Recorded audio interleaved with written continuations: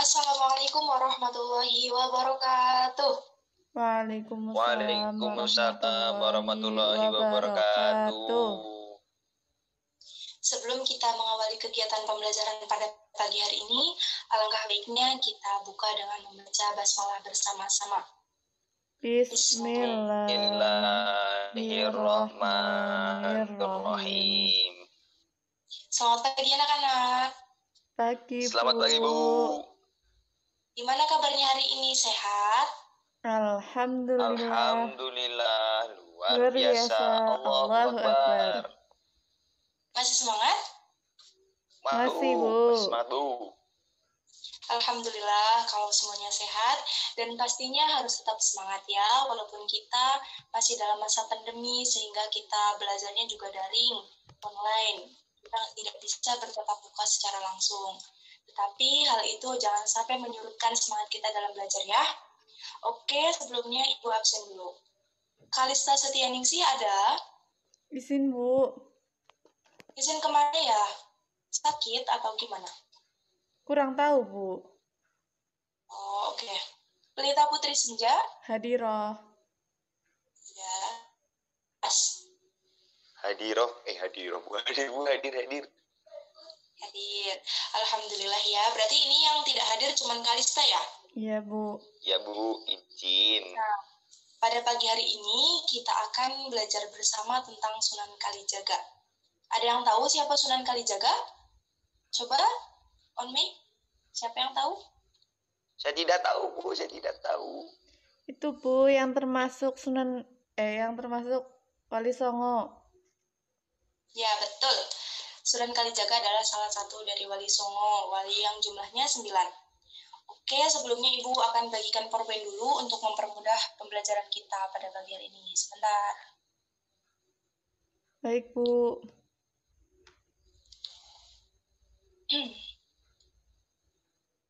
Nah,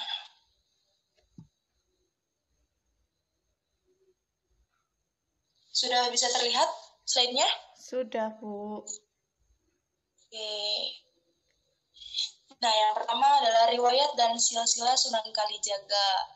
Di sini bisa anak-anak lihat ya, foto atau gambaran dari Sunan Kalijaga sendiri. Jadi, misal nanti ketika Rai sedang jalan-jalan atau Pelita sedang berkunjung ke sekolah, terus melihat foto seperti ini adalah Sunan Kalijaga ya.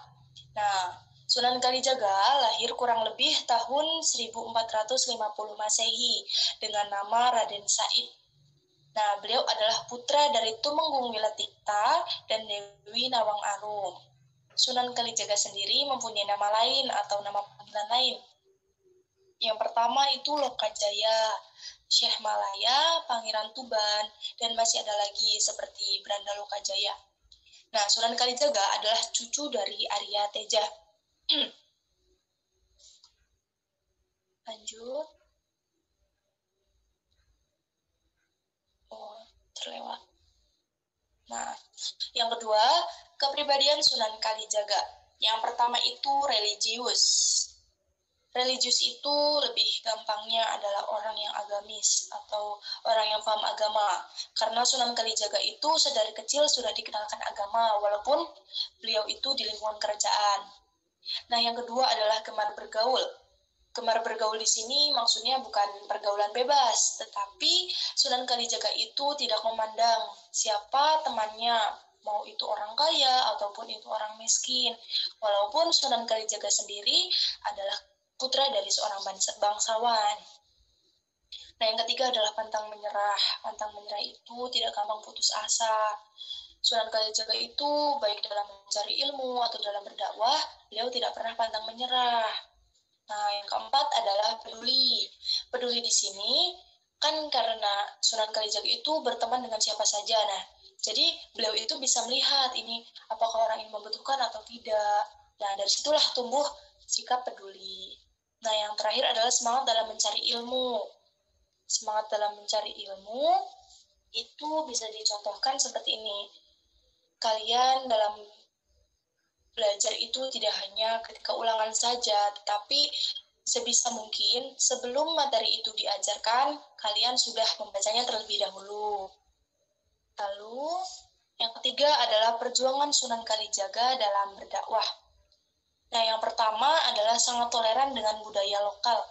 Toleran di sini artinya adalah menghargai, tidak memaksakan kehendak. Jadi, Sunan Kalijaga itu sangat menghargai dengan budaya-budaya yang ada di tempat beliau dakwahi. Nah, misal di daerah tersebut itu ada budaya gamelan, budaya wayang kulit. Nah, dari situ Sunan Kalijaga itu sangat bersikap toleran. Nah, yang kedua adalah menggunakan metode dakwah yang bermacam-macam. Metode maksudnya adalah cara-cara. Karena Sunan Kalijaga tahu di daerah tersebut banyak budaya, sehingga Sunan Kalijaga juga memiliki metode yang bermacam-macam. Nah, yang keempat adalah contoh nilai positif sikap Sunan Kalijaga. Yang pertama adalah memikirkan nasib fakir miskin dan berusaha membantunya. Nah, karena sebagaimana yang tadi sudah dijelaskan, bahwa Raden Sunan Kalijaga itu sangat peduli dengan orang-orang, sehingga ketika beliau melihat orang yang membutuhkan, beliau itu selalu berusaha membantunya. Yang kedua adalah mau menerima nasihat dari siapapun. Nah, di sini anak-anak juga harus bisa meneladani ya. Ketika ada orang, baik itu orang tua ataupun siapa, yang menasihati kalian, jangan langsung marah, tetapi didengarkan baik-baik. Seperti itu, jangan langsung marah. Nah, yang ketiga adalah kreatif dalam berdakwah. Maksudnya kreatif itu, kan Sunan Kalijaga itu berdakwah di lingkungan yang banyak budayanya.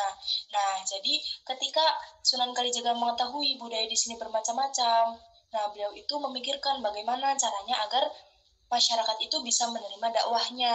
Nah, salah satunya itu dengan menciptakan lagu, seperti lagu Gundul-Gundul Pacul dan Lir Ilir. Anak-anak tahu kan lagu Gundul-Gundul Pacul? Tahu, Tahu, Bu. Bu. Pasti tahu, karena itu sudah sangat familiar ya. Iya, Bu. Oh, ternyata sudah selesai materinya. Baik.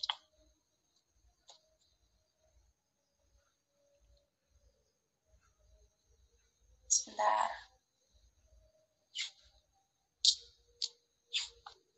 Nah, baik anak-anak, materi sudah Ibu jelaskan. Bagaimana, bisa dipahami atau ada yang mau bertanya? Bisa dipahami, Bu. Bisa dipahami, Bu. Nah, kalau semuanya sudah